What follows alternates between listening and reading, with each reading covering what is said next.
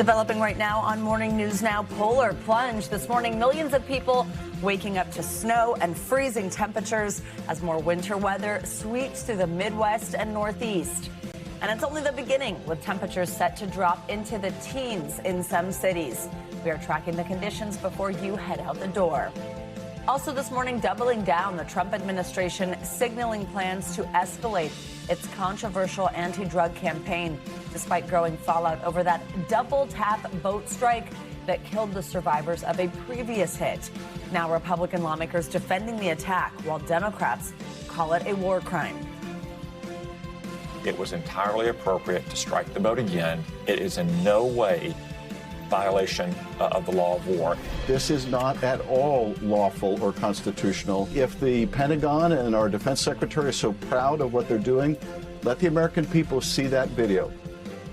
Plus, a break from tradition as President Trump hosts this year's Kennedy Center honors.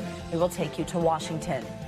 Plus, Jingle Bell broke this holiday shopping season. Some signs of economic trouble despite record sales. We'll unwrap the numbers and tell you why experts are concerned.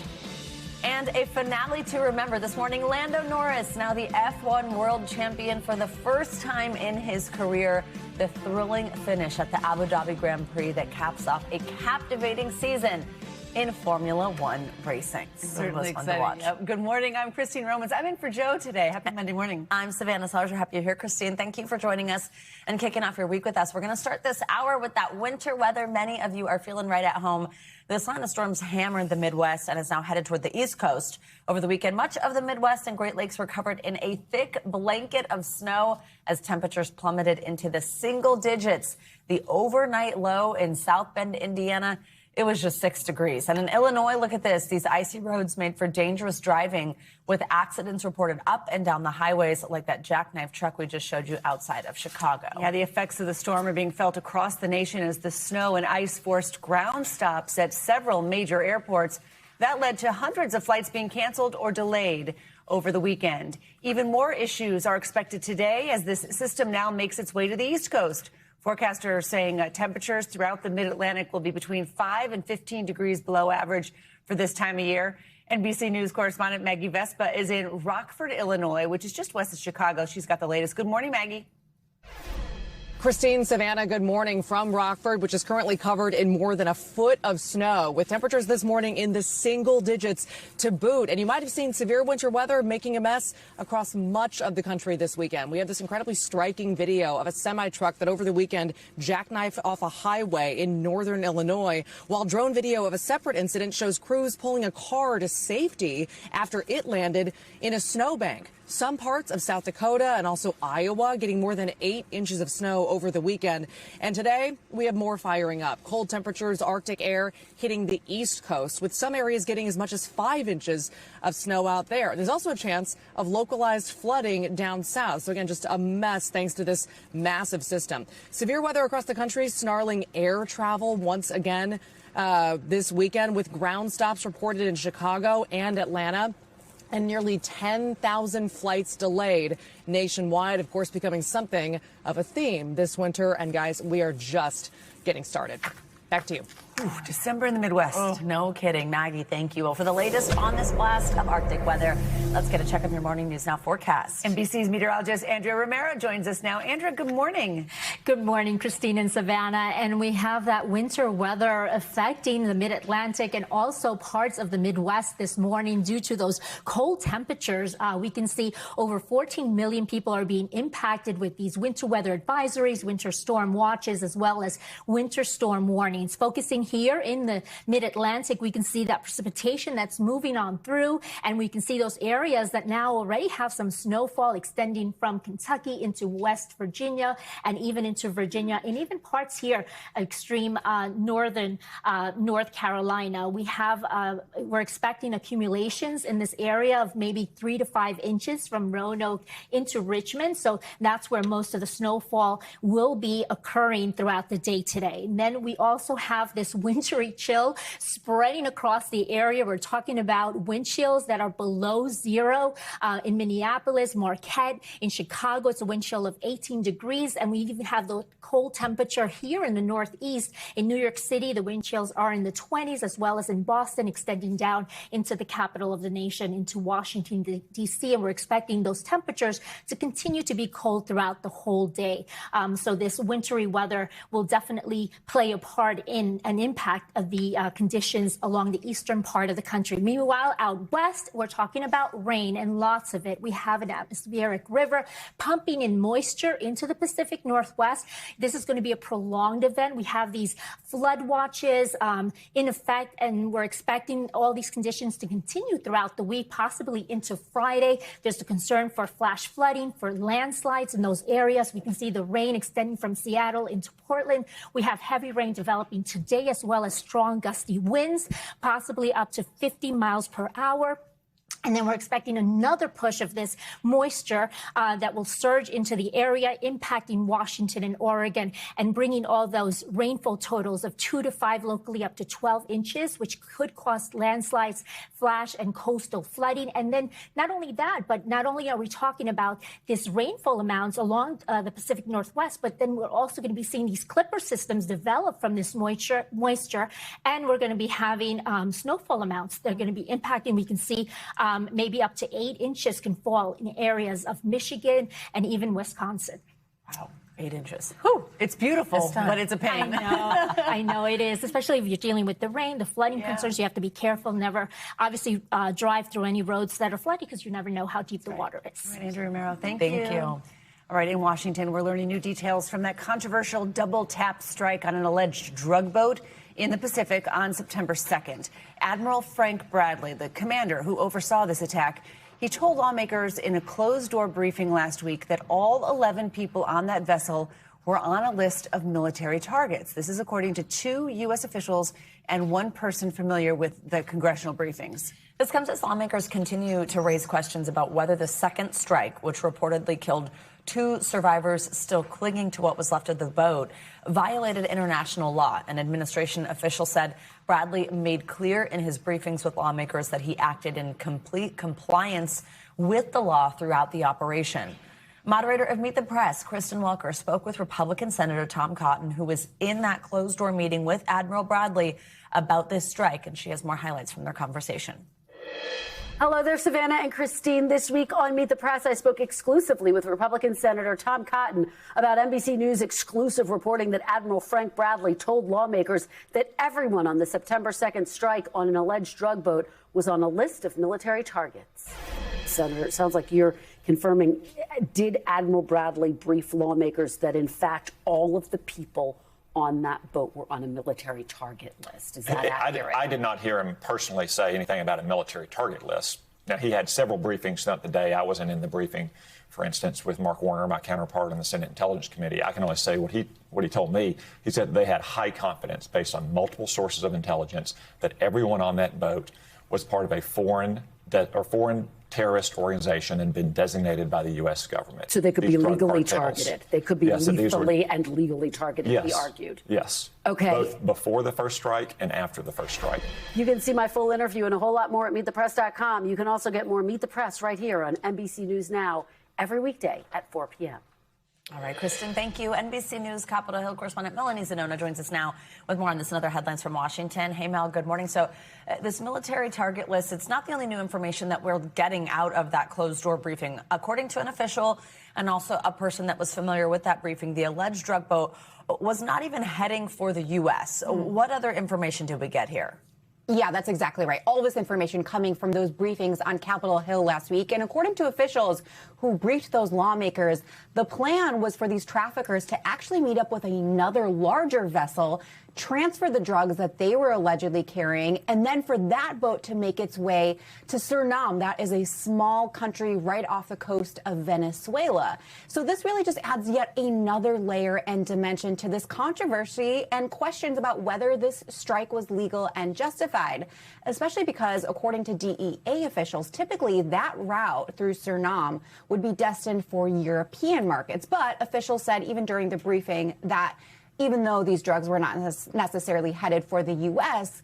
On this boat specifically, they do believe that ultimately the drugs could have made their way to the United States. So that is why they feel confident that these strikes, including that second one, were justified. As Congress investigates this attack, there's this new push by Democrats to release that video of the survivors just before the second strike. Representative Adam Schiff, who saw the video in that closed-door briefing with Admiral Bradley, this is what he had to say about it on Meet the Press yesterday.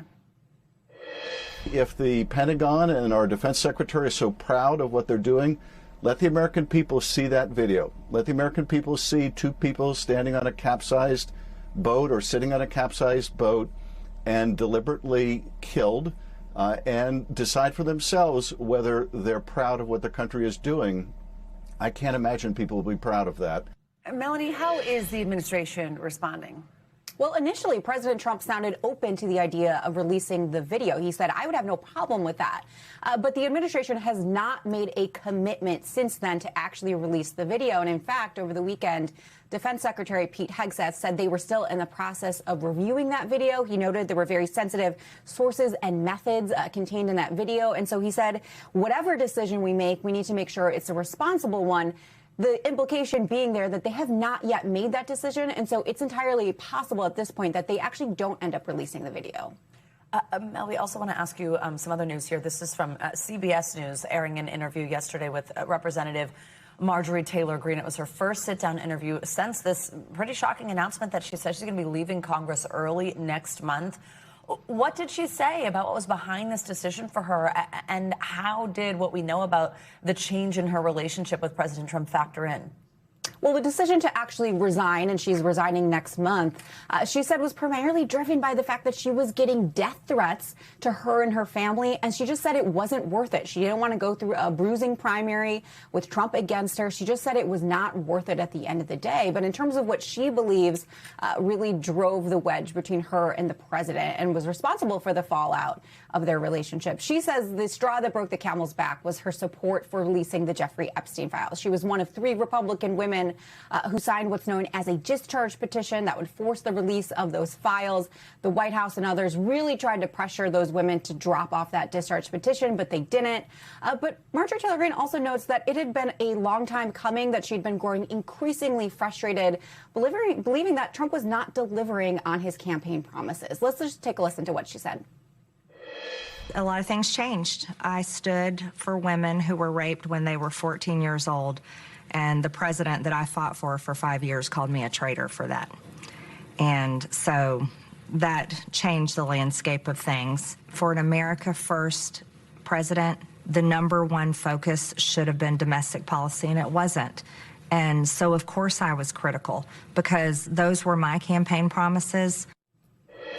Now, after she announced her resignation, Trump did seem to offer her a bit of an olive branch, saying maybe one day I would like to see her return to politics. But so far, Marjorie Taylor Greene swatting down any notion that she's going to come back to politics, whether in Congress or even running for president one day, guys. All right, Melanie Zanona, thank you so much. All right, last night, President Trump became the first president to host the Kennedy Center Honors. The annual award ceremony celebrates artists for their contributions to American culture through the performing arts. The president took direct control of the Cultural Center earlier this year. In a break with the tradition of the evening, Mr. Trump did not completely shy away from politics, at one point even hinting at a new phase of his military campaign against drug traffickers we were just talking about. Here's what he said at a State Department dinner for the honorees on Saturday.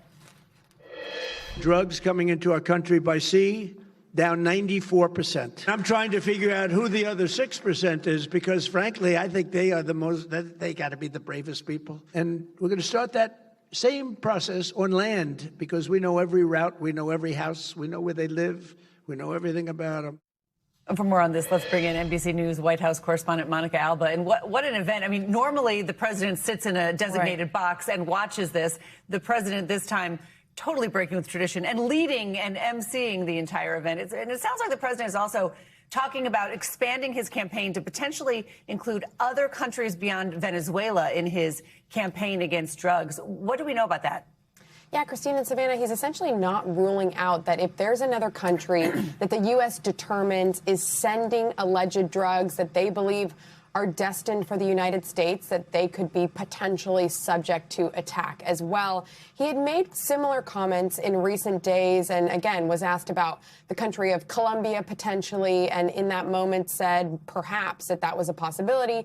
But remember that the president has also talked about Mexico. He's also talked about some other issues and some other ways in which the United States could respond. Again, you saw him there mention potentially by land. The president has been sort of hinting and intimating at this additional response, but it's unclear when that will happen or whether this is a continued pressure tactic. But we do know overall from the Trump administration that the strikes on boats are expected to continue. We've seen those in recent days. And Secretary Hegseth, in his own words, said that this is just the beginning and that, in fact, they were having a hard time finding more boats to attack because they believe, in their view, in their estimation, they've been so successful so far. Monica, I do want to switch gears here and ask you about Republicans' nationwide redistricting efforts, something we've seen in quite a few states. President Trump has been calling for Republicans to redraw these voting maps to help the party hang on to this narrow House majority that they've got when it comes to next year's midterms. Last week, Republicans held, it was a legislative hearing. This is what kicks this process off in Florida. Walk us through this. Are these efforts going as planned? What other states are we keeping an eye on? Well, look, this is really kind of a patchwork because there are some thorny legal issues varying from state to state. So we have seen these efforts kick off in places like Texas, where they have been able to have some success, where even the Supreme Court recently said that it looked like a redrawn map there could go ahead. But in places like Indiana, where Republicans have also been trying to have a similar plan, they've faced some other issues. They faced some potential drawbacks in terms of how they can actually get the number of seats that could potentially be pickups for the GOP. And then at the same time where you're seeing these kinds of efforts, and that is why in Florida they want to be able to make up some ground here too, you saw California, obviously, in those recent election results, be able to redraw some of its own districts and its own map for Democratic opportunities. And so in terms of where this is actually going to fall, in terms of how many seats could become Republican in the end, when we look at the midterms, it's unclear, and it might be a smaller margin than what was anticipated. And you also have a couple of other states here, like North Carolina, where Republicans have tried to do this, but we are waiting to see exactly how it's going to fall and how it's going to land. And again, in the end, it might be a razor-thin margin, which is sort of what it's like right now in Congress anyway, guys. You know, Monica, before we let you go, there's something getting a lot of attention this morning, another change brought on by the Trump administration. So over the weekend, the National Park Service changed which days Americans can visit national parks for free next year. There are all these free days, right? Some important holidays. Notably, they removed Martin Luther King Jr. Day and Juneteenth and added President Trump's birthday, which is also Flag Day. This was part of a July executive order from the president. How do these changes reflect the values of the current administration? Yeah, this is something that they had sort of said they were going to do in addition to now collecting an entrance fee from any non-U.S. citizens at some of the major top parks, about the top 10 or so. Now those visitors who are from outside of the country or who aren't citizens will have to pay $100 of an entrance fee, again, at some of those top, most popular parks and attractions. But this is now joining a list of some other holidays where there are entrance fees collected at about 100 of the parks, but there are 400 total national parks, and many of them can be visited most days for free. Christine and Savannah. All right, Monica, thank you. Thank you. Well, more than 9 months into the Trump administration's immigration crackdown, roughly 220,000 people have been arrested by ICE agents. That number comes from new data shared by the University of California, Berkeley, as part of its deportation data project. It also found that nearly 75,000 people who were arrested have no criminal records. These numbers give one of the most revealing looks into the Trump administration's aggressive efforts to rein in immigration. NBC News senior Homeland Security correspondent Julia Ainsley joins us to break down this new data. Julia, good morning. Always great to have you with us. So the University of California got this information. It was through a lawsuit, actually, that it brought against ICE. What else did it reveal about ICE's arrest so far this year? Yeah, they've been able to get a lot of this information that ICE stopped posting publicly. Every once in a while, we'll get a press release when they have something they want to tell us about, maybe a high-profile person or someone with a criminal record they have arrested. But in general, it's been really hard to compile this data. So that's why this is important. Of those 75,000, they had no criminal record. But then there were also a third with pending criminal charges. They hadn't been convicted yet. So really a third of the 220,000 that were arrested between Inauguration Day and mid-October are convicted criminals. And this is despite the promise to go after the worst of the worst. It also shows us more about the demographics. 90% of those, roughly 90% of those arrested so far were male. The number one nationality arrested were Mexican, followed by other nationalities from Central America. We're able to get a better understanding that there are more people arrested around the ages between 25 and 45. And this is painting a more holistic picture about the people who have been targeted in these mass deportation operations. We should say just because they're arrested doesn't necessarily mean they're deported. In some cases, people may have a legal right to be here and they're released later. So, you just said the Trump administration keeps insisting they're targeting only the worst criminals. The numbers appear to contradict that. What is the Department of Homeland Security saying or reacting to this new data? They're not, responding to this. They did not send a statement to our story, and they haven't responded to the data that's been out there from this project, and others have been picking up on this as well. But this does get to an underlying conflict that we're having when we are able to report on some people who are arrested who have committed serious crimes and were at large in the United States, but we're not able to get to the underlying problem here that a lot of people who are arrested don't have criminal records. And as President Trump himself said in a cabinet meeting last week, there are over 11,000 people who are in this country undocumented who do have homicide convictions who have still not been arrested. So that really makes us ask more questions about who they're targeting and why. Julia, these numbers don't include arrests made by Border Patrol. That's a separate agency from ICE. And Border Patrol has recently launched several aggressive immigration operations in several U.S. cities. What do we know about the results of those operations? Well, Savannah, I'm so glad you asked about those. We estimate that those are roughly around 40,000, although they haven't been publicly announced and there's no data set like this. But this is just based on those cities they've targeted, like Los Angeles, Chicago, Charlotte, and New Orleans most recently. Border Patrol took 1,500 people from the borders and deployed them in the United States. They're led by this man, Greg Bovino, and their tactics are much more aggressive. While ICE usually has a target list of who they're going after, and some people also get swept up in that, Border Patrol has been going to places of work, places like Home Depot parking lots where they think they can find day laborers, all because they were invigorated by a Supreme Court decision that said it's not racial profiling if they also use other factors like where someone might be working, if they're likely to have undocumented immigrants at a certain neighborhood or low-wage jobs. This has really led to Border Patrol casting a much wider net, and we believe that the bulk of those arrested by Border Patrol likely do not have criminal charges. All right, Julia Ainsley, thanks for your reporting here. All right, accused murderer Luigi Mangione is expected back in a New York City courtroom today for another day in a key hearing over evidence. Over the weekend, the Manhattan DA's office released never-before-seen photos of some of that evidence, including a handwritten note that police described as a to-do list. NBC News correspondent Valerie Castro has the details.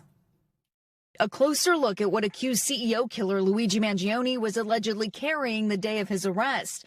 Newly released photos from the Manhattan DA's office documenting items like this handwritten note with what appears to be a shopping list for a USB, digital cam, hot meal, water bottle, and trash bags, a hand-drawn map of Altoona, Pennsylvania, where Mangione was arrested, and a to-do list with the words survival kit.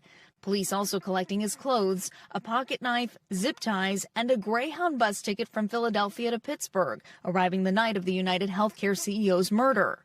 Other photos showing a Visa gift card, a single-ride metro ticket, and a USB drive prosecutors say Mangione was wearing around his neck. The DA's office releasing these photos of Mangione's computer and thousands of dollars of cash they say he was carrying, including foreign currency, apparently from Asia. All of it potentially setting up a case for prosecutors that this was a premeditated act. How significant is it that all of these photos of this evidence is being released? Very significant. Much of this hearing has been kept out of the public eye because the defense attorneys had argued that if information became public but was ultimately suppressed and did not make it into the trial, the jury pool would be tainted. Mangione's defense team hoping to get evidence thrown out, including the alleged murder weapon, arguing he was questioned before being read his Miranda rights. He has pleaded not guilty to both federal and state murder charges. Valerie Castro, NBC News. All right, much more to come here on Morning News Now. Later this hour, President Trump sounding off on the Netflix Warner Brothers media merger, why he says the multi-billion-dollar deal could be a problem. Up first, though, developing news, Russia launching a drone attack on Ukraine right as the U.S. pushes for an end to the war. Stay with us. We are back with the latest in the ongoing efforts to end the nearly 4-year-old conflict between Russia and Ukraine. Local officials say at least 7 people were injured in a Russian drone attack that hit northeastern Ukraine last night.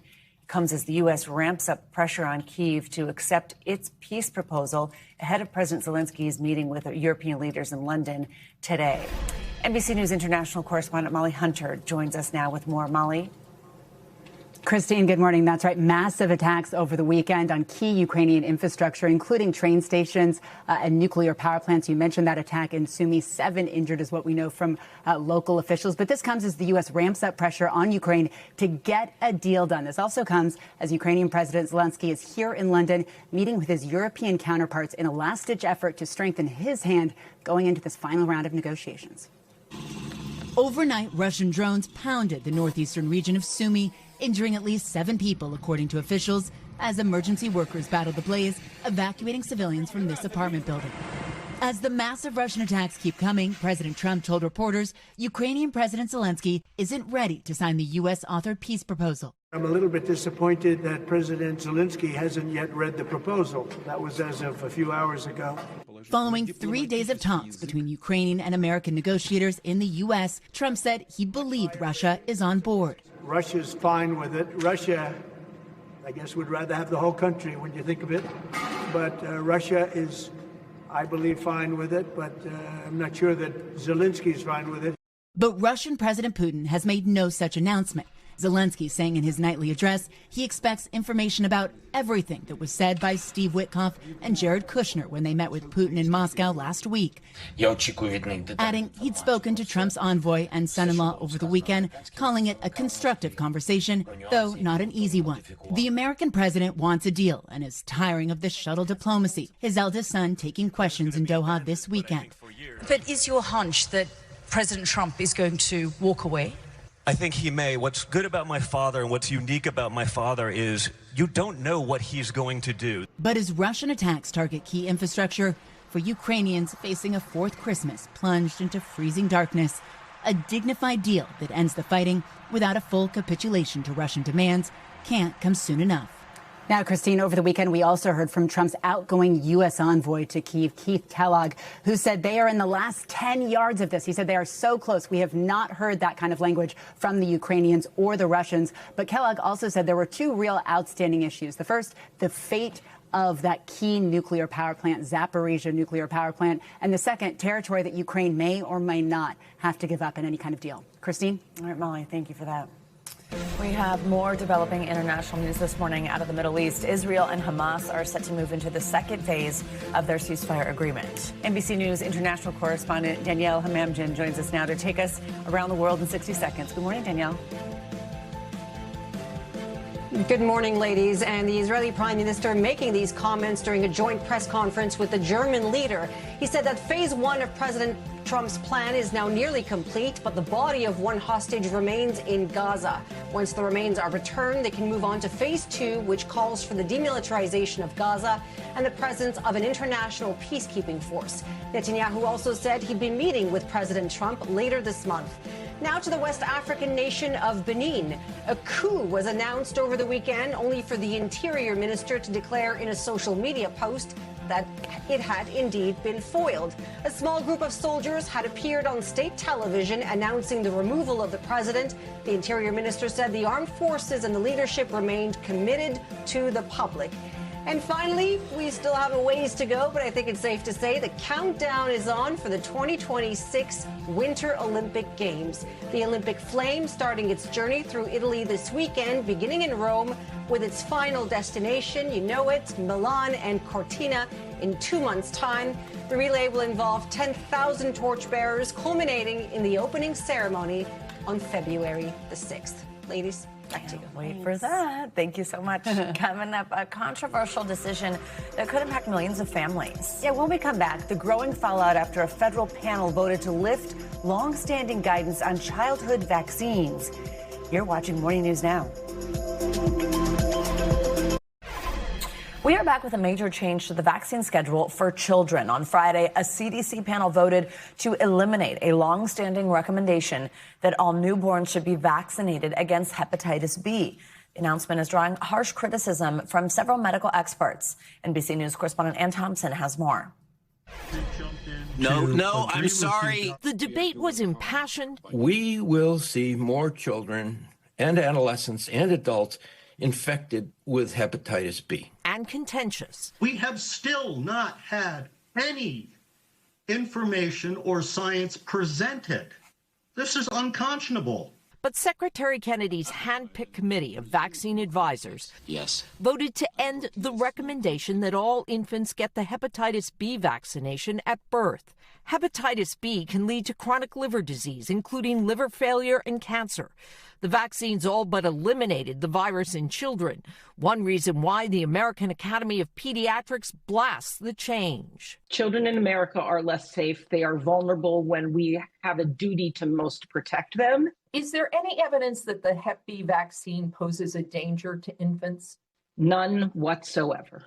FDA Commissioner Dr. Marty McCary says it's an issue of parental choice. There is no scientific evidence that there's a benefit of doing it on the first day of life versus at age 10 or 12. Except the percentage of those cases is dropped 99%. Isn't that scientific evidence that it works? It would drop that much if we continue to immunize the subgroup where who benefits from it. The committee still recommends infants born to moms who test positive for Hep B or whose status is unknown get the newborn dose.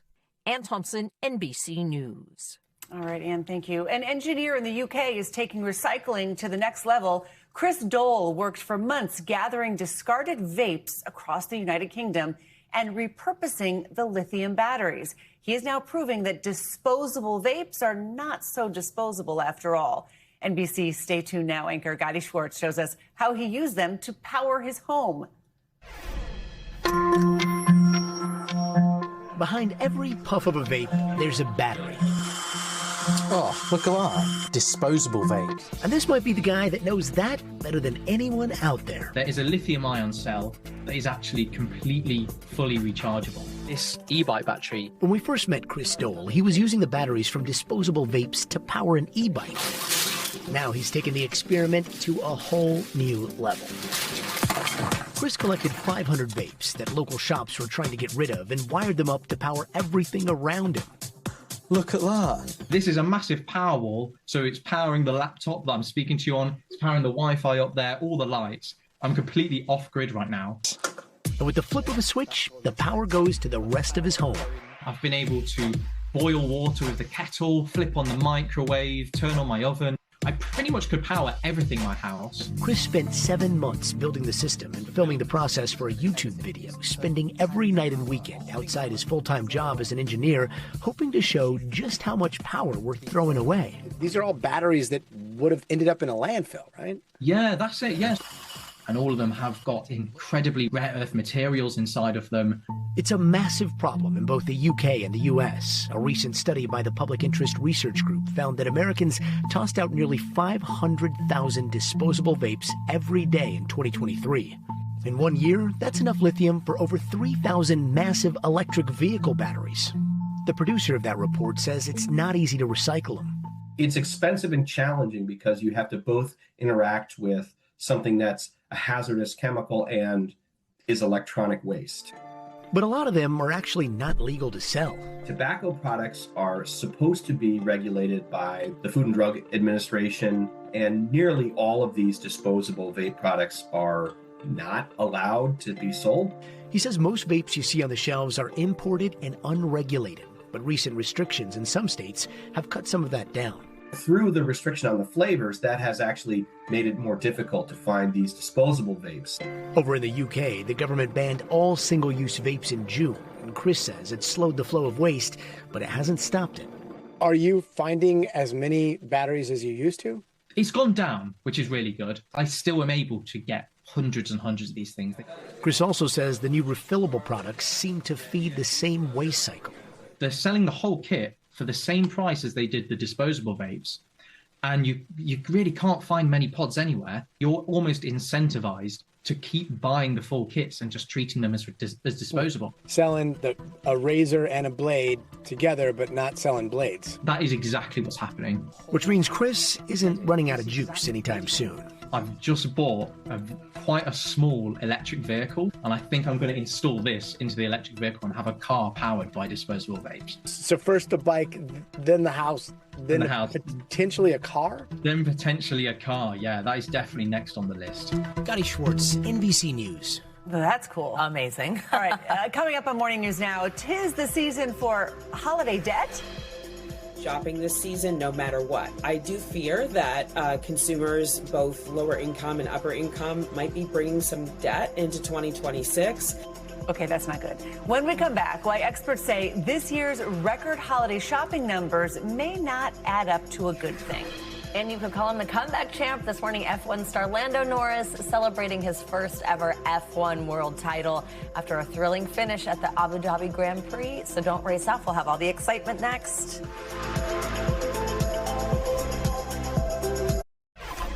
All right, we're back with the latest on the holiday shopping season, which is already smashing records. The National Retail Federation says 203 million people shopped online or in stores during the Thanksgiving holiday weekend. Wow, it's a lot. But despite those numbers, many people also say they are trying to cut back. NBC News chief consumer investigative correspondent and News Now anchor Vicki Nguyen breaks down what all this means for the economy. This holiday season, while some shoppers splurge, others are digging for deals. And it's $20 for that? I feel like that's a good deal. Experts say they're seeing consumers going in two different directions, what they're calling a K-shaped economy, where the very wealthy are getting wealthier thanks to stock market gains and rising home values. And they're spending big on things like fancy cars and premium seats on flights. But a weakening jobs market and rising inflation are leaving many other Americans feeling like their money isn't stretching far enough. How far do you feel your dollars are going this year compared to previous holidays? Well, in all honesty, it's a little harder this year. Peyton Riley is one of many consumers turning to discount stores to save. She says she used to only get groceries from Walmart. Now she buys clothes and home goods there too. And she says she's shopping less at retailers like American Eagle and Old Navy. I wouldn't say that we are just struggling or anything like that, but I feel like because of the economy, everyone has taken a hit. You're trying to budget where you can. And that is why I've been liking to go places like Walmart. Walmart and TJX recently reported stronger than expected sales, not just drawing in lower and middle income shoppers, but many higher income shoppers too. It concerns me when I hear that affluent customers are shopping at lower price retailers like Walmart and TJX, because it's a sign that things are getting expensive all around. And consumers aren't just trading down. Many are also financing their spending. Buy now, pay later use hitting an all-time high on Cyber Monday, topping $1 billion. People are going to be shopping this season no matter what, so whether they can afford to or not. And so I do fear that consumers, both lower income and upper income, might be bringing some debt into 2026. Your sign to make a budget and check it twice before buying presents this year. Vicki Nguyen, NBC News, New York. You know how I feel about credit card debt. I sure do. Very bad, bad. Let's stay on your wallet for a look at some other business headlines. This morning, President Trump weighing in on the new potential Netflix-Warner Brothers merger. Yeah, big news. NBC News business and economy reporter Emily Lorsch has our Money Minute. Hey, Emily, good morning. Hey, guys. Good morning. That's right. A blockbuster media merger is already facing skepticism from the Oval Office. President Trump says Netflix's proposed $72 billion purchase of Warner Brothers and HBO could, quote, be a problem. That's because of how much market share their combined company would hold. While historically presidents have not gotten involved in antitrust approvals, Trump, who also praised Netflix and co-CEO Ted Sarandos, says he will consult economists before he gives the deal his stamp of approval. And the European Commission says it's lost access to its control panel for buying and tracking ads on Elon Musk's X just days after fining the platform $140 million for violating EU transparency rules. X's head of product posted about the termination, saying the commission logged into its dormant ad account to, quote, take advantage of an exploit in our ad composer. Meanwhile, Musk posted on his platform over the weekend calling for the EU to be abolished. According to the commission, failure to comply with the decision may lead to periodic penalty payments. Finally, Musk's SpaceX launched a Falcon 9 rocket from California this weekend. The craft, with nearly 30 of the company's Starlink satellites, reached low Earth orbit about 10 minutes later. SpaceX's Starlink constellation now has more than 9,000 operational satellites that bring internet access to places with little or no connectivity. It's the company's 115th Starlink mission and its 157th Falcon 9 flight this year. Meanwhile, another launch from the Kennedy Space Center was scrubbed due to weather conditions. Guys, that was supposed to take off yesterday. Now it's scheduled possibly for later today. Okay, cool. We'll watch for that. Thanks, Emily. well. Thank you. All right, well, this year's Formula One season ended with a major comeback for McLaren driver Lando Norris. He celebrated his first ever F1 World Championship win yesterday after making the podium at the Abu Dhabi Grand Prix in the final race of 2025. Okay, Norris finished third behind rivals Max Verstappen of Red Bull and his McLaren teammate Oscar Piastri, closing out a captivating and unpredictable season. NBC's Sahil Kapoor joins us now with all the highlights. Sahil, good morning. Now, it's not your usual wheelhouse, but you and I, we're always texting and talking about this. We're both huge F1 fans, so I'm really excited that you're joining us to talk about this today. I mean, I know this is like kind of wonky if you don't watch the sport, even though now a lot of Americans do, which is exciting, but it really was like set up just like something out of a movie. The fact that it came down to this final race, the fact that it was so close between all three of those people, Lando, Max, and Oscar, and the fact that Lando, this is also wonky, he didn't even have to win the race in order to be the champion this season, just as long as he came in at least third. Walk us through what we saw yesterday.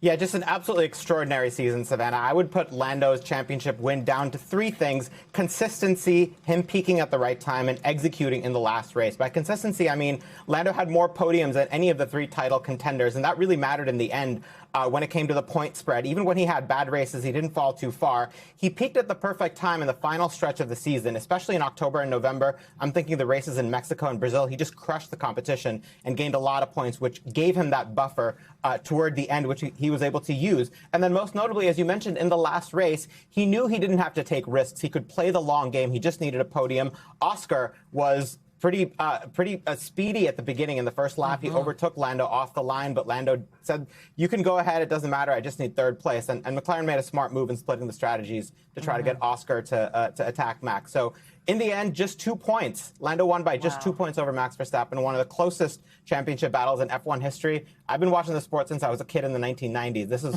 probably top 3 or top 4 most exciting seasons I've ever seen. Yeah, getting a lot of attention. We mentioned this is Norris's first world champion title. Does this, I guess, take him to a new level of international stardom? Oh, it absolutely will. He's the 35th world champion in F1 history. He's already rated in fan polls as one of the most popular, if not the most popular driver in the sport. And part of the reason is the way he carries himself. Savannah, you and I have both interviewed him. He carries himself with an authenticity. He's not as aggressive as other drivers. He has a vulnerability. He doesn't have daggers in his eyes. He's just relatable, and people like him largely for that reason. You know, he talked about he's been dreaming about this since he was a kid. He's finally achieved that dream. Take a listen. I've achieved my dream, that little boy's dream. Yeah, me as a 6-year-old, you know, like seeing it on TV, thinking, "Well, I want to do that," and now I'm here and achieving it. This is crazy. And one of the things that make this championship more special for Lando is that he dethroned Max Verstappen, who, despite losing the championship this season, put himself in the conversation for greatest of all time by driving impressively, by overperforming that Red Bull, in the same way that Max beat one of the greatest of all time, Lewis Hamilton, or Fernando Alonso did with Michael Schumacher. That makes the championship a little bit more special. Okay, I just love Lando, which is not a secret. I don't think here. I've go-karted with Lando. I've mini-golfed with Lando. He is just so, oh, there. We always have that video ready to go. He is just was so much fun. Also saw it was just like absolutely adorable how much he was crying yesterday. He didn't want to take his helmet off because he was just like had all these tears going on. And I think he said he was like, I feel like a loser that I'm crying so much, but it was so sweet. It's also really interesting, Sahan, one of the quirks of the sport, right, is the fact that you have a teammate who really, for a lot of all intents and purposes, is not actually really your teammate. Like, you are still in competition with them. Sure, sometimes you can have a strategy if your team principal is sort of thinking that way, where you're going to work together to maybe make something happen on the grid with everybody. But this is a huge success story with them, because both Lando Norris and Oscar Piastri on the podium, they really just had such a strong season. And that was a big sort of fortune turnaround for this team this year.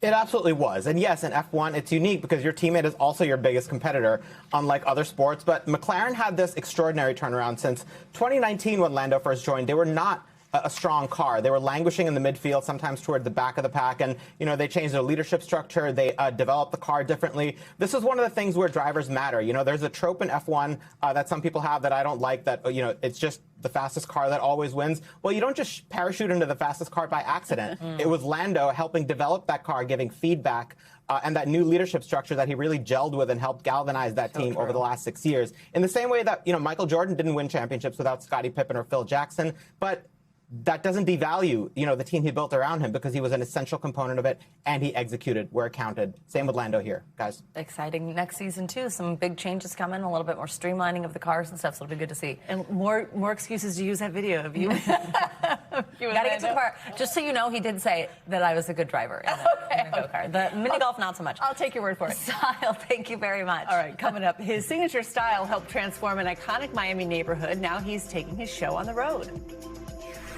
It looks like I'm acting like a maniac and lighting things on fire. I'm just trying to give you a memorable day. Up next, my conversation with artist Peter Tunney. Hear why he is so fired up to share his art beyond the walls of Wynwood in Miami. You're watching Morning News Now. Finally, this hour, we are going to introduce you to a force of an artist. Peter Tunney left a Wall Street job nearly 30 years ago and started painting and collaging canvases. Well, now he's breathed life into an entire neighborhood in Miami. Over the weekend, during the world-famous Art Basel, he opened his final show in that very neighborhood, the Wynwood Walls. I headed down there to step into his wild world. Okay, let's walk this way. It's difficult to get Peter Tunney to sit still. Wow. This is how you make the sausage. But once he does, oh, the stories he has to tell. I quit my job at Wall Street in one day, and I said, I'm going to be an artist now.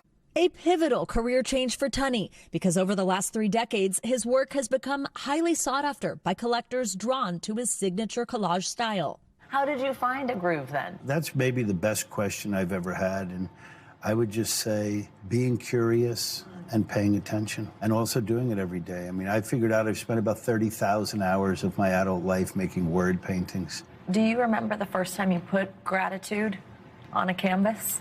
I was fresh out of rehab, without one penny, owed everybody money. Around that time, I decided to paint the word gratitude, and I've just never stopped. For the last 15 years, Tunney's been doing much of that painting, transforming a pocket of Miami called the Wynwood Walls. His presence becoming a catalyst for change. I didn't buy real estate here. I didn't mastermind the neighborhood. I just was the mitochondria here in the middle. I brought a lot of people here. And he got a lot of art up on the walls. That's all just spray paint. Wow. Creating a cultural hub that's become synonymous with Tunney himself. You get in that side, we're ladybugging. Just a short ladybuggy ride away. Tunney keeps all his inspiration here in his workshop. These are my big letters in font, the way I've designed them. My kids like Lucky Charms. We have Eggos. All pieces of a puzzle meant to spark a little joy. But now, Tunney's days in Miami are winding down with his final show during the world-famous Art Basel. I feel the weight of me leaving this area. I don't even like to think about moving. And also, look at what it's like for me to move. It's a lot of little pieces. Tunney isn't leaving the art world behind. He's planning to bring light to cities that need it. But he'll keep Wynwood as his creative home. It looks like I'm acting like a maniac and lighting things on fire. I'm just trying to give you a memorable day. Fireworks, whoa! I want you to leave and feel a little bit more hopeful about this life. If you ever get a chance to go, it's really a cool place to go. Wynwood. Wynwood is incredible. And I mean, talk about that. The hope and the memories that it gives people, just amazing. All right, that does it for this hour of Morning News Now. Stay with us, though. The news continues right now.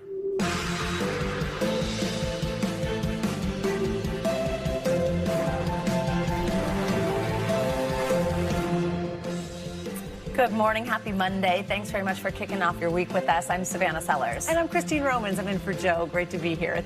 Right now on Morning News Now, unrelenting, a fresh wintry blast from Mother Nature, bringing a swath of snow, ice, and chills to millions across the East on this Monday. It's all made for an absolute nightmare for travelers going in and out of some of America's largest cities. Thousands of flights slapped with delays over the weekend. And the trouble isn't over yet. We're tracking it all as you kick off the work week. Also this morning, doubling down, a red carpet welcome for President Trump last night at Washington's Kennedy Center honors. While blocks away, top lawmakers quarrel over the unseen footage of that controversial double-tap boat strike back in early September, questioning their legality. The commander-in-chief is now signaling plans to expand military operations against drug smugglers to land, and not just in Venezuela. We've got the latest. Plus, it's been nearly a decade after the first Fire Festival went up in smoke with controversy. Will its controversial founder, convicted fraudster Billy McFarland, rise from the ashes with a new venture in 2025? Savannah's exclusive interview. And later in the hour, high-flying history made on one of the world's most treacherous climbing routes in the face of rain, wind, and snow, all for a taste of El Capitan glory, thousands of feet above the Earth's surface. Oh, my gosh. Woo! Right. Vertiginous, right? Including, like, sleeping in a suspended tent during the... I can't wait to talk to her. I can't wait. All right, we start this hour with that new round of wintry weather that's sweeping across the Midwest and moving toward the East Coast. Tens of millions across the country waking up to thick piles of fresh snow. Looks so pretty, but it's bitter cold this morning. The powerful storm brought single-digit temperatures to much of the central part of the country overnight. Yeah, those cold and icy conditions are causing a nightmare for travelers as hundreds of flights were either canceled or delayed over the weekend.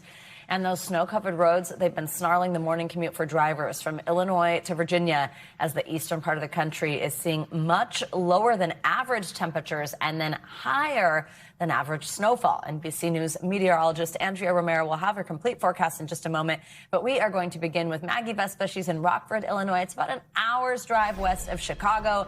It looks cold. Maggie, good morning. Oh, guys, it is so cold this morning. Can barely feel my face, to be quite honest. We're out here in Rockford. As you said, we have more than a foot of snow on the ground at this point, and temperatures are indeed in the single digits. But as you point out, it's by far not just here. Severe winter weather making a mess across much of the country this weekend. And this morning, another system is already firing up. This morning, millions of Americans waking up to yet another blast of brutal winter weather. Cold temps and Arctic air hitting the East Coast today, with some areas getting as much as 5 inches of snow. This after fast-moving weekend systems brought bitter cold and heavy snow from the Great Plains to the Northeast, making roads treacherous. In northern Illinois, this semi-truck jackknifed off the highway, while this drone video shows crews pulling a car to safety after it landed in a snowbank. Some areas in South Dakota and Iowa getting more than 8 inches of snow. So I've been in Chicago, I think, 4 years now, and since I moved here, it's not been this bad. In Chicago, where wind chills are in the teens, residents bracing for a long winter ahead. For the last, 7 or 8 years, never seen this much snow this early, so it's not a good sign. This same setup bringing more rain to the soggy southeast, where an additional inch may lead to localized flooding. Man, I ain't even gonna lie to you, bro. This is the coldest, winteriest, iciest winter December I've ever experienced living in the state of Arkansas. Severe weather snarling air travel across the country, with thousands of flight delays reported Sunday. And ground stops in Chicago and Atlanta, where passengers were waiting for bags in the early morning hours. It has not been fun at all. It has been very slow, very draining. But the snow didn't halt NFL games Sunday. Crews cleaning snow off Lambeau Field in Green Bay. He pumps. He throws. While the Bills celebrated their win over the Bengals with snow angels. Yeah, do what you have to do. Enjoy it for sure. Back out here live in Illinois, the National Weather Service, for what it's worth, clocking that this area, Rockford here, has gotten more than 17 inches of snow total. That's what's fallen in the last few weeks. And guys, that marks the quickest start to the snow season since 1905. Wow. So that's how severe this winter is so far. Back to you. Oh, well, thank you for being out there in it, Maggie. As Christine said, pretty, but I know it doesn't feel that way. Yeah, all right, now let's bring in NBC meteorologist Andrea Romero. She is tracking this Arctic air for us this morning. Hey, Andrea, good morning. Good morning, Savannah and Christine. Yeah, we're tracking this pattern that doesn't seem to break of cold air, of snow falling across the area. And we can see the wintry chill today is extending all the way from the upper Midwest into New England, the Northeast into the Mid-Atlantic. We're looking at temperatures. Look at Marquette, Michigan, 9 degrees below zero at this moment. And we're expecting this afternoon the temperatures, really, they're not going to go up too much. They're going to stay in the 20s as highs over in the Northeast and across the region. We're looking at wind chills that will be in the teens and even in single digits with that northwesterly wind, obviously making the temperatures feel much colder. Along with the cold air, we start seeing, obviously, that snowfall. And we have winter weather advisories, winter storm watches, winter storm warnings impacting 14 million people all the way from Fargo down to Richmond, Virginia. In fact, right now we can see the snowfall that's being picked up by the radar. And we're looking at snowfall all the way from Kentucky into West Virginia and parts of Virginia as well, and even parts of North Carolina. We're expecting anywhere from 2 to 3 to 5 inches of snowfall in the area. Now, in the western part of the country, it's not the snow, but the rain. We have this atmospheric river of moisture that continues to bring this heavy rain that's going to be developing along the Pacific Northwest coast, along with strong gusty winds. We're expecting all this moisture to continue to move across the area, impacting Washington and Oregon. We're talking about rainfall totals of up to 12 inches, causing landslides, flash, and coastal flooding. And of course, these flood alerts will be prolonged into Friday. Concerns will continue until then. And then we're also looking at the possibility of snowfall. Feet of snow in the mountains, making it impossible to drive in those areas. And we're also seeing maybe up to 8 inches of snowfall that can fall anywhere all the way from Wisconsin, parts of Michigan, even Minnesota. And that's due to these clipper systems that are going to be developing from this atmospheric moisture. All right. It's cold. December in the Midwest. There we go. Nice to see you, Andrea. Thank you. Well, in Washington, President Trump is suggesting that he'll soon expand his administration's military campaign against alleged drug smugglers from sea to land. Now, this comes despite the growing backlash his defense secretary is facing over the ongoing airstrikes on vessels in the Pacific.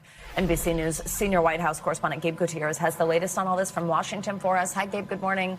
Hey there, Savannah. Good morning. Defense Secretary Pete Hegseth skirted questions over the weekend about whether the administration will release the full video of that controversial airstrike. Some lawmakers have seen it behind closed doors, and so far, their interpretations are drastically different based on party lines. Overnight, President Trump on the red carpet, hosting the Kennedy Center honors here in Washington. While on Capitol Hill, the scrutiny on those controversial airstrikes in the Caribbean intensifies. That all of these strikes are unlawful. They're a form of extrajudicial killing.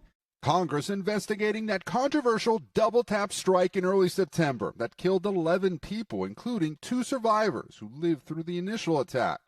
Lawmakers who saw video of that second strike behind closed doors pushing for its release. While Democrats say the video shows an attack on defenseless survivors, Republicans say they saw something different. It looked at one point like they were trying to flip the boat back over, presumably to rescue its cargo and continue their mission. Despite the president last week signaling he'd be willing to publicly release the video, whatever they have, we'd certainly release, no problem. Hegseth this weekend was not committal. Whatever we were to decide to release, we'd have to be very responsible about. So we're reviewing that right now. And defended the strike. From what I understood then and what I understand now, I fully support that strike. I would have made the same call myself. Admiral Frank Bradley, who says he ordered the follow-up strike after consulting with a military attorney, told lawmakers in closed-door testimony the boat was traveling from Venezuela to Suriname, another country in South America, and that the drugs were bound for Europe or Africa, not the U.S. That's according to an official and a person familiar with last week's briefing. The sources also said military aircraft overhead spotted the two survivors waving their arms. Despite Democrats arguing their killing was a war crime, a defiant Hegseth pledging more attacks. We will keep killing them so long as they are poisoning our people with narcotics. As American troops arrive in Puerto Rico for training. And it all comes as President Trump has said he might target drug smugglers by land, not just in Venezuela, but in other countries too. We're going to start that same process on land because we know every route, we know every house, we know where they live. According to two U.S. officials and a person familiar with the congressional briefings, Admiral Bradley said that told lawmakers that U.S. intelligence had confirmed the identities of the 11 people on the boat and validated them as legitimate targets. Savannah? All right, Gabe, thank you very much. In overseas news, efforts to end the 4-year-old conflict between Russia and Ukraine are continuing this morning despite ongoing attacks. Local officials say at least 7 people were injured in a Russian drone attack that hit northeastern Ukraine last night. It comes as the U.S. ramps up pressure on Kyiv to accept its peace proposal ahead of President Zelensky's meeting with European leaders. That is in London today. Well, speaking yesterday, President Trump expressed disappointment in the Ukrainian leader, who he said had not read the latest proposal. And I'm a little bit disappointed that President Zelensky hasn't yet read the proposal. That was as of a few hours ago. His people love it, but he hasn't. Russia's fine with it. Russia, I guess, would rather have the whole country when you think of it. But Russia is, I believe, fine with it. But I'm not sure that Zelensky's fine with it. His people love it, but he hasn't read it. NBC News international correspondent Molly Hunter joins us now. So, Molly, first off, walk us through this latest drone attack and what we're seeing on the ground in Ukraine. Yeah, Christine, Savannah, good morning to you. So we are talking about the Sumy region. It's in the northeast of the country, northeast of the capital of Kyiv, and right on the Russian border. It is hit almost daily. The pictures that you are seeing, according to the local emergency services, are after a Russian drone attack hit a block of apartments, and they are rescuing civilians. They say at least 7 people injured. But again, this is a region and specifically a town that gets near daily Russian attacks. Over the weekend, 6 different regions were hit. About half dozen people, according to emergency services, were killed. Dozens were injured. And Russia, at this time of year, as they have done the previous 3 years, you guys, really targeting energy infrastructure, nuclear power plants, as well as train stations, places, obviously, to move goods, to move supplies as the winter cold sets in. So, Molly, let's talk about what the sticking points are here. Like, where are we at in this peace proposal? What is the issues for both sides? Well, it's really hard to tell. In some ways, we're hearing a lot from U.S. officials, not a lot from Russian officials, and the Ukrainians aren't giving that much away either. We did hear over the weekend from Trump's outgoing U.S. envoy to Kyiv, Keith Kellogg. Take a listen to what he had to say, and I'll talk to you on the back end. I think we're really down to a couple of issues, and the issues that are one are on terrain, which is primarily Donetsk, which is the second Oblast. You have Luhansk, Donetsk, and you call Kherson, Zaporizhia and Kherson. And the Zaporizhia nuclear power plant, which is currently in cold storage right now.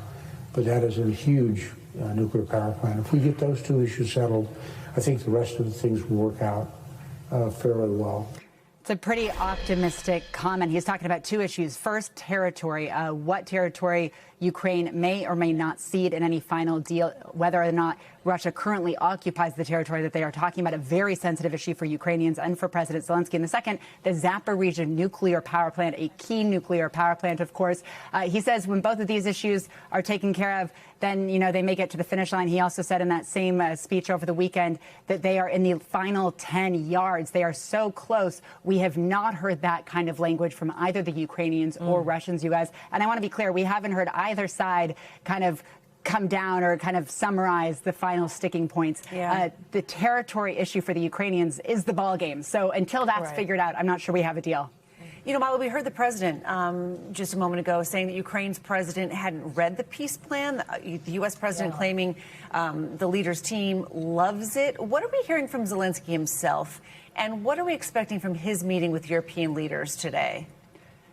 Yes, on that point about whether or not he's read it, I don't think we know. That is solely from the U.S. president's mouth. We haven't heard confirmation from the Ukrainians. We did a social media post by the Ukrainian lead negotiator earlier today, and he said his job today is to brief President Zelensky on everything that he spoke about with his American negotiators for the last 3 days in Florida. President Zelensky, we heard in his nightly address last night, talking about how he wanted to know exactly what was said when the president's son-in-law, Jared Kushner, and Steve Witkoff, the U.S. Special Envoy, were in Moscow last week speaking to Putin. He wanted to know what went down in that meeting, what went down over the weekend. So whether or not Zelensky has actually laid eyes on the proposal, I certainly can't say. We did actually just see President Zelensky walk into the UK Prime Minister's residence, 10 Downing Street, just moments ago. He is going to meet with his counterparts, French, German, and UK leaders today, really to try to bolster Ukraine's hand going into this next round of negotiations, guys. Molly, thank you. Thank you, Molly. Well, back here in New York, accused CEO killer Luigi Mangione is due in court for week 2 of his pretrial evidence hearing. On Friday, court was canceled because he had an undisclosed illness. NBC News senior national correspondent Stephanie Gusk has the latest from the courthouse in Lower Manhattan. Steph, good morning. Over the weekend, the district attorney's office releasing new images of some of the evidence discovered on Luigi Mangione in that McDonald's, including a handwritten note that they are describing as a to-do list. This morning, a closer look at some of the items police say they found on accused killer Luigi Mangione, the day of his arrest at an Altoona, Pennsylvania McDonald's. I have a customer here that some other customers were suspicious of, that he looks like the CEO shooter from New York. The latest batch of photos from the Manhattan DA's office includes a handwritten note with a list of items, a USB, digital cam, and trash bags, and a future to-do list, including a survival kit. Police also collecting a USB drive that Mangione had around his neck, his clothes, a bus ticket to Pittsburgh, zip ties, and a pocket knife. All of it seized once police found the Ivy League grad 5 days after the murder of United Healthcare CEO Brian Thompson, hundreds of miles away in New York City. The Manhattan District Attorney's Office releasing this video of the chilling moments after the shooting outside a New York City hotel. In the footage, you can see the shooter walk towards the victim before crossing the street. Minutes later, police and an ambulance arrive at the scene. Got a male, unknown race, black mask, cream-colored jacket, black gloves, about 5'10". An officer who searched Mangione's backpack when he was taken into custody is expected to provide key testimony this week. The defense claims that patrolwoman Christy Wasser searched Mangione's backpack, finding a loaded gun magazine before obtaining a warrant. According to a defense motion, Wasser tried to cover up an illegal, warrantless search of the backpack, claiming she suddenly stated that she was searching through the backpack at McDonald's to make sure there wasn't a bomb or anything. Prosecutors say police on the scene searched the bag without a warrant, in part because they were concerned for their safety. The defense wants everything in that backpack tossed out for the upcoming trial. Their client has pleaded not guilty to federal and state murder charges. Luigi Mangione was not in court on Friday because he was sick, but he is expected back in court today. Back to you. All right, Steph, thank you. Now to that major announcement from the robo-taxi company Waymo. It plans to issue a software recall to address problems its driverless vehicles have had when approaching school buses. It comes as one school district is now asking the federal government to ban Waymos during the hours when most kids are getting to and from school. NBC News correspondent Liz Kreutz has been following this story and joins us now with the latest. Liz, good morning. Well, hey, Christine, good morning. This software recall comes after several reports of Waymo vehicles not stopping for school buses, including when lights are flashing and children are getting on and off. So as you mentioned, one Texas school district is now calling on Waymo to temporarily cease their operations during certain hours, morning and afternoon, and also as a federal investigation is now underway.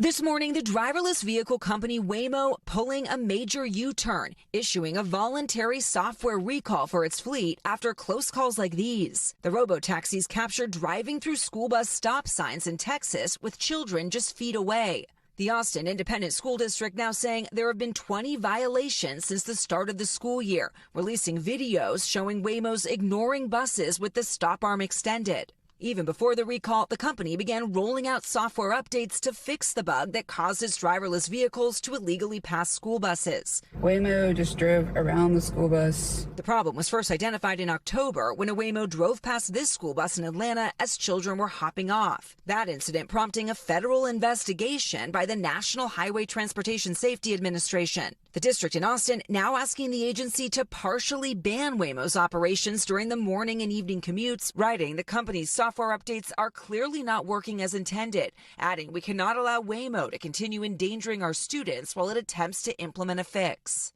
It all comes as more videos of Waymo's questionable driving are going viral. This area flooded and my car is driving in the middle of it. Last week in San Francisco, one passenger's driverless ride tried to navigate a flooded parking lot. Oh my God. Just days earlier, a Waymo drove right past an active police scene as LAPD officers were walking toward a suspect on the ground with weapons drawn. While Waymo says no injuries have been caused by the software issue, the company's co-CEO previously acknowledging a human fatality involving a robotaxi is inevitable. You know, we don't say whether, we say when, and we plan for them. Now, in response to the school bus issue, Waymo says they do not plan to cease their operations. They point to their data, which they say shows their cars are involved in 12 times fewer injury crashes involving pedestrians than human drivers. And they add that they're going to continue to analyze vehicle performance and make any necessary fixes. Christine. All right, Liz, thanks. Well, there's much more to come on this hour of Morning News Now, including the executive exodus over at Apple and how it could impact the future of the tech titan in the midst of a busy holiday season. But first, after the break, is the next phase of President Trump's peace plan in Gaza closer to becoming a reality this morning? We've got the latest on talks with Israel next.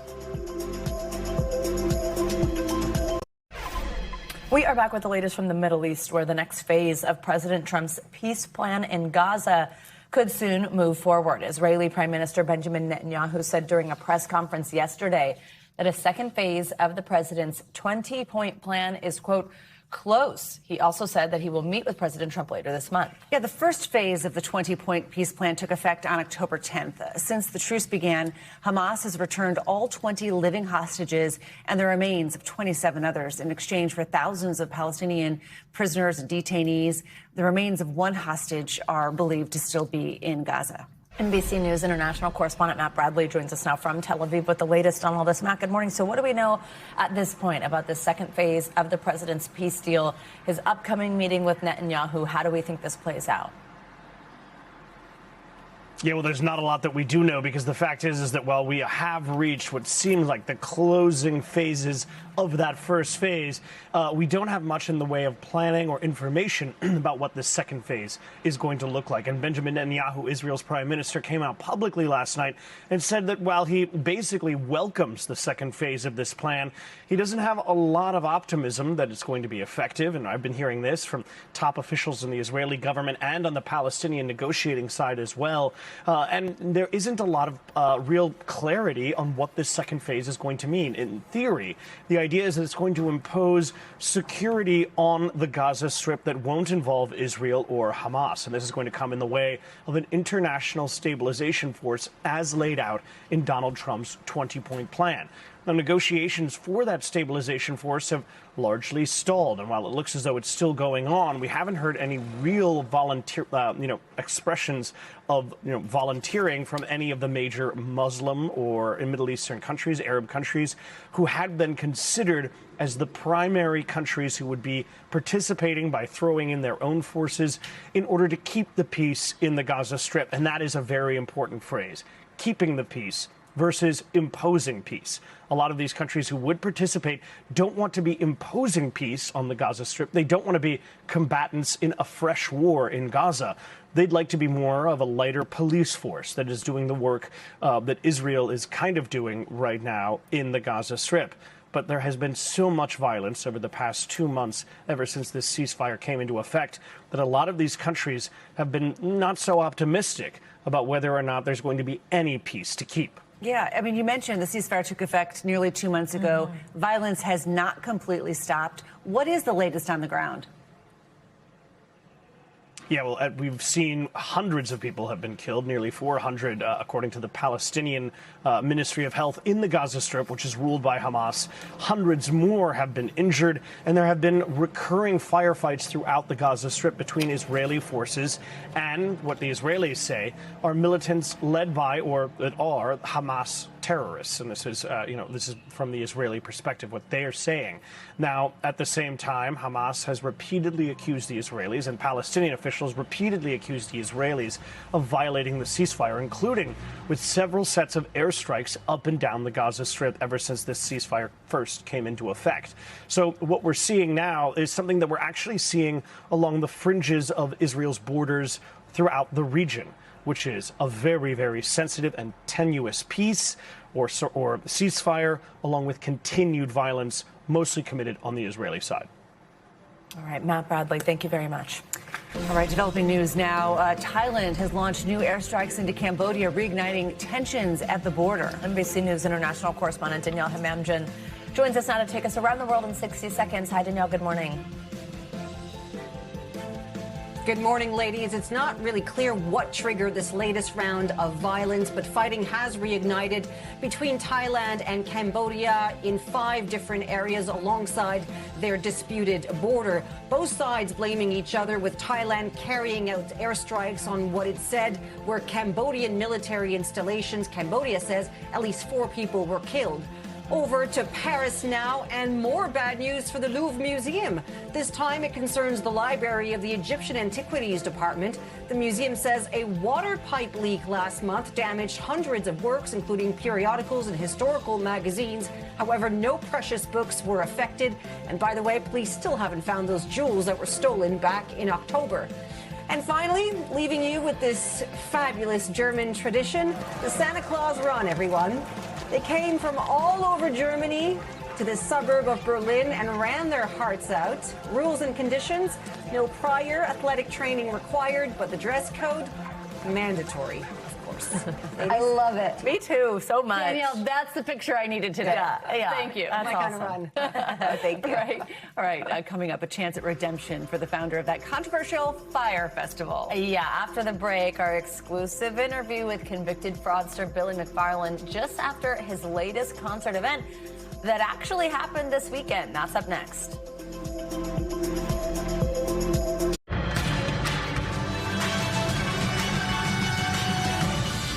All right, we are back now with a closer look at what's making news in the world of politics this morning, starting with President Trump lashing out at one of the politicians he recently pardoned. NBC News senior national political reporter Sahil Kapoor joins us with that and other Washington headlines. Sahil, good morning.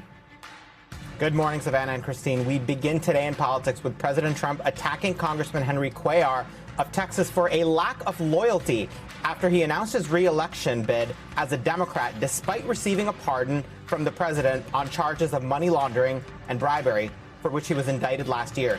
Cuellar thanked the president for tremendous leadership, as he put it, and insisted there was no deal cut with the White House on the pardon. Trump himself said he never spoke to the congressman or his family about that pardon, but sounded shocked to learn that he wanted to remain a Democrat and not switch parties. Cuellar has represented a swing district that Republicans have tried and failed to win for years. Meanwhile, new data show that ICE has arrested nearly 75,000 people without any criminal records as part of immigration enforcement operations that the administration says are about targeting murderers, gang members, and rapists. That's more than 1/3 of the 220,000 people ICE has arrested in Trump's first 9 months. That data was obtained and shared by UC Berkeley's Deportation Data Project, obtained through a lawsuit brought against ICE. And finally, with the midterm elections less than a year away, Republicans have begun to worry that they aren't doing enough to ease concerns about affordability. That's according to nearly 24 GOP lawmakers, strategists, and aides who we spoke to for this reporting. Some Republicans say it's a messaging problem, that they need to pivot to a sharper economic pitch to voters and to highlight their achievements, like cutting taxes on tips. But others say it's a reality problem, that people aren't dumb, as Senator Josh Hawley told me, and that the only way to win over voters on this key issue is to deliver results and quickly to lower costs or increase wages. And that is a look at what's making news in politics this morning. Yeah, Sahil, it's interesting. The president's going to be speaking about the cost of living and what they're doing about the cost of living tomorrow in Pennsylvania. So clearly the White House knows that there's an issue there. Sahil, thank you so much. Thank you. Well, Billy McFarland, the convicted fraudster and founder of the failed Fire Festival, is back. This weekend, he held a fire-inspired event. This one was called Phoenix Fest. It was a music festival that did actually happen, though much smaller than the original concert was intended to be. We caught up with him exclusively. To the millions of people who have doubted me, we are finally making our dreams come true. After Firefest shocked the world, founder Billy McFarland's latest attempt is catching heat. Is this a joke? This might actually be worse than Fire Festival. His scaled-back Phoenix Fest on an island off Honduras going viral for different reasons this time. The entire festival could have been an email. There's like 17 people there. You'll remember round one, with people sleeping in emergency relief tents, sad cheese sandwiches for food, and dueling documentaries from Netflix and Hulu highlighting all the worst of it. Turn this bus right around. McFarland later serving 4 years in prison for fraud. His plans for Fire Festival 2 in Mexico fizzling out earlier this year. And this time around, who wants to see the vegetarian food? Please don't bully them. but with headliners like Grammy-nominated French Montana, McFarland telling us exclusively Friday he hoped it would spell redemption. We are rising from the ashes, and you can see our literal phoenix right here behind us. The whole thing live-streamed for a fee. There's like nobody there. It's kind of strange. Tickets starting at $600 for tourists. I actually can't believe it. I'm actually in shock. I'm from Honduras. We don't get this here. No, it's beautiful. The local mayor happy it happened there. It's a great thing for our tourism, for our island. What is motivating you to keep trying this and to now do something called Phoenix? I'd like to make up for all of my wrongs. I'd like to pay people back, both figuratively and literally, and would like the dream to come true. A dream that, this time, didn't go up in smoke. All right, well, there you have it. Okay, we'll keep watching. The backyard barbecue comparison I thought was interesting. It's like, okay, it happened. Not exactly as we had originally planned, but that's okay. All right, coming up, we are all looking to save a few bucks on holiday shopping this season, of course. And believe it or not, you might actually find the best deals not on Amazon or Walmart, but from your local thrift shop. We'll explain next.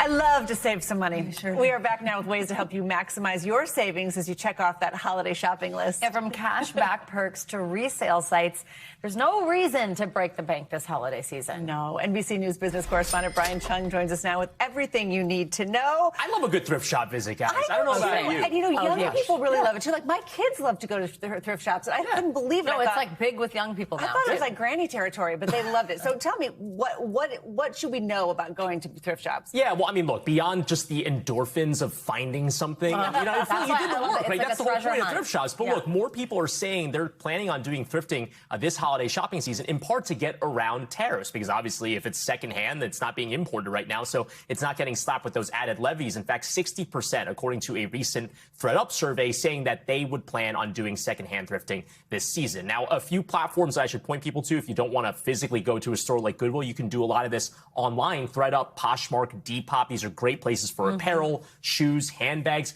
People don't realize there's an Amazon resale website as well, where it's a whole separate website, but you can find appliances, tech, furniture for 25% off. And yet people don't realize that Amazon resale. All you have to do is search that. And then lastly, Faya. This is really cool. It's a browser extension you can add to like your Google Chrome or to your Safari, whatever you use to look at the internet. And as you're searching for, let's say, for example, a toaster, it'll say, hey, here's a secondhand, lightly used option, and here's the price it's going to be. So at least as you're shopping, you can do price comparison. P-H-I-A? P-H-I-A, Faya. Yeah. Fia. That's okay, though. Fia. I only know that because we had the two founders on the show in our Women Meet Business segment, and they are fantastic. And it actually, I started using it. It is such a cool. It's a really cool. Like, it's totally worth it. Yeah. Okay, Brian, I am wondering, though, I'm a huge thrifter, so, like, I'm bought in. When I think, though, about buying it as gifts, it's interesting, right? Because you're like, I don't know, can you return it? Can you exchange it? Like, say, it's like, what should you keep in mind if you're going to do this for gifting? Yeah, well, look, when it comes to some things, when it comes to gifting, if you're getting a small appliance, for example, if you're buying it from a big retailer like Best Buy, in many cases, they're going to have these authorized resale kind of certifications that basically say that someone checked it over and made sure that it's working properly. And in some of those cases, you can also get a warranty. So any concerns that you have, like, oh, I'm buying this secondhand, it might not work. If you have that warranty, that's going to be an issue you don't have to worry about. But things generally, when it comes to just buying items, sporting equipment, as well as musical instruments, those are things that are good to buy secondhand because those are hobby things. And a lot of hobbyists, they take really good care of a former trumpet maybe that they played or a basketball hoop. But I want to point out, Furniture. Furniture's a tough one. Wooden furniture is a good thing to buy secondhand. In some cases, all you have to do is just buff out a scratch. But upholstered furniture, I don't know. You want to stay away from because you don't know what might be inside those cushions. And also, it's just something where it's just peace of mind. Peace of mind is better. The look on your face was very... Yeah. Okay, there are also several ways to earn cash back toward discounts. Oh, yeah, this is good. What are the new deals there? Yeah, well, look, when it comes to making these big expenditures during the holidays, don't buy things just for the sake of getting rewards. But if you're going to be spending a lot anyway, there are these credit cards that do offer, That's in what some you call cases, girl math. They're girl math, 2, 3, 4% cash back. And also there are these rewards partnerships. So Rakuten, which is a shopping rewards platform, has teamed up with Built. This is a rental rewards platform where if you buy things and go shopping, you can actually use those Built points to, let's say, for example, get a reservation somewhere for dinner, or you can even use it even for like a workout class. Some super cool applications there. And then there are buy now, pay later cashback rewards as well. But of course, buy now, pay later, you really want to be careful. Do not lose track of the payments that you have coming due as you're going out there and going shopping. I think I saw 40% of people have missed a payment or been late on one payment. So you really got to be careful. Yeah. Keep track of all that. I feel like the way that my mind works when it comes to like, oh, but the this and the that and it paid for itself is your guys' worst nightmare. Yeah. So sometimes the girl math is not actually math, and it does not add up. So I would just say, careful whenever you're spending money, making sure that it's working for you, that you're not just spending money for the short-term endorphin, but that you're making an investment in the long term, and you're getting something back. Yeah, show me your notes later on. We'll take a look. Talk later. Christine and I will take a look. We can have an intervention. Savannah intervention. All right. Thanks, Brian. Let's stay with Money News for a look at the latest on Wall Street this morning. The White House reportedly preparing a rollout of a plan to help out the nation's farmers. We've got NBC News business and economy reporter Emily Lorsch with your Money Minute. Hey, Emily, good morning. Hi, Christine and Savannah. Good morning. A long-awaited boost could be coming for farmers hit hard by low crop prices and tariffs. According to multiple reports, President Trump has plans to announce a $12 billion farm aid package this afternoon, including $11 billion in one-time payments to crop farmers struggling with reduced exports, especially soybeans, after Chinese purchases slowed earlier this year as part of Trump's trade battle with the country. NBC News has reached out and will provide more updates as we have them. And Apple's facing its biggest leadership shakeup in decades. In just the past week, the heads of AI, interface design, legal, and government affairs have all announced departures, part of a broader wave of top executives and engineers leaving as Apple struggles to catch up in AI. The talent drain comes as Apple deals with poaching from rivals like Meta and OpenAI. The tech giant is reportedly ramping up retention and recruitment while other key leaders weigh their futures, decisions that could shape how Apple competes in the AI era. Finally, Middle-earth is heading back to the big screen. Fathom Entertainment and Warner Brothers are bringing the extended editions of Peter Jackson's Lord of the Rings trilogy, more than 11 hours in total, back to the theaters in January. It's for the 25th anniversary of the Fellowship of the Ring. Tickets are on sale now with screenings spread across 2 weekends and special items offered at major chains. The trilogy earned nearly $3 billion and won 17 Oscars, and fans are already excited for the new journey there and back again. And guys, there's also going to be special concessions. Of course, no magical jewelry there, but people really love those really cool popcorn buckets and other toys when they're limited editions. That's so true. That's fun. All right, Emily, thank you. Well, in sports news, soccer fans around the globe are planning their routes across North America ahead of next summer's FIFA World Cup. That's because the matches for next summer's tournaments, they were just revealed over the weekend following Friday's star-studded draw in Washington, D.C. USA is kicking off its campaign in Los Angeles on June 12th against Paraguay before heading to Seattle to take on Australia 7 days later. They then return to L.A. on June 25th to wrap up their group against a yet-to-be-decided European playoff winner, one of Turkey, Slovakia, Kosovo, or Romania. Here to talk more about this and the World Cup draws, Rory Smith of the Men in Blazers Media Network. Rory, great to have you with us. Good morning. People are obviously just so thrilled about this, and USA might not be one of the favorites to win the World Cup, but a lot of people are saying that this could have been a lot more difficult given the caliber of teams participating. Walk us through this. What do you make of our chances? How far do you think we can go? Yeah, I think it's a glass half full situation. I think that draw, it's still a little bit confusing because there are so many slashes in the third fixture. Facing Turkey is different to facing Romania or Kosovo, but it's a draw that the US can look at and think, okay, this hasn't been a total nightmare. We can get out of the group. We can get into the knockouts, and it'll be difficult. There's no easy games, but there's hope there, I think. So which teams do you think are among the favorites to lift the trophy next July? I mean, what are you watching out for? So I think you maybe have two or three European contenders, Spain, France, and unfortunately England. There is a chance that England will win the World Cup, which is not something I'm sure the world is ready for, to be honest. And then Brazil and Argentina, the traditional heavyweights. But I think what will define this World Cup and what will make it so exciting is that you have countries that are traditionally much smaller, maybe you would look at kind of the quarterfinals or the last 16 as a real triumph. They've got real talent, they've got real depth. They can go into this tournament and they can do some damage. Roy, I also want to ask you about the event itself on Friday night. The president of FIFA handed President Trump the first FIFA Peace Prize award. This was just before that draw that we just mentioned, had all these celebrities and big athletes at it. I know you wrote an article about this, talking about what you called their unlikely bromance. Tell us about this, what you made of this moment on stage. This is happening in D.C. and the headline is brilliant. Being involved at all, yeah. Yeah, it's a relationship of convenience, I think. FIFA's sort of blueprint for these tournaments is always that you have to get close to the kind of the people in power in the host country. Because you need your tournament to happen. You need it to run smoothly. You might want them to kind of help you arrange the fixtures or the logistics. You need them on side. And we saw that in Russia. We saw it in Qatar. But Infantino and President Trump do seem to be friends. They seem to really get on together. Obviously, Infantino awarded Donald Trump the Peace Prize. It's a questionable trophy, if I'm completely honest. I'm not sure it's about the artistic merit of the trophy itself. But Infantino was at the second inauguration. He's been a regular visitor to the Oval Office. They are really genuinely quite close. Gianni Infantino was at the Gaza peace talks in Sharm el-Sheikh.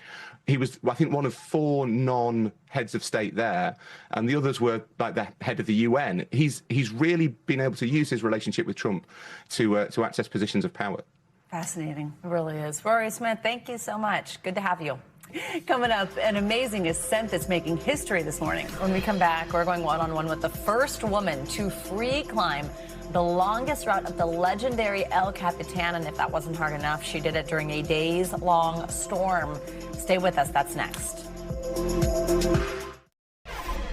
We're going to end this hour with a record-breaking feat. World champion climber Sasha DeJulian became the first woman ever to free climb the longest route on El Capitan, that's in Yosemite National Park. It is the world's largest single granite monolith with a summit 3,000 feet above the ground. Okay, free climbing is when a person ascends with just their hands and feet.